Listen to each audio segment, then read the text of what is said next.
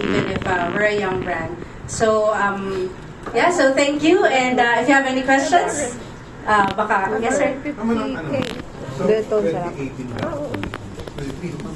Yung si Bunny Banana po? Yes po, 1 year pa lang siya. May 2023. Si Bang Bang Bangus po yung 4 years. Yes, 2020 siya. So, meron na kayo nila? Alin? Comparison, sales per brand? Yes po. Actually, with our data now, ito just to be transparent, nasa 20 months pa po ang ating ROI. Kumbaga, yun po yung nakita namin sa sales data ngayon, considering po na, syempre, bago pa si brand. Yeah. So, meron na kayo nila? Yes po. Comparison, how much must be per branch? Yes sir. Nasa ano po?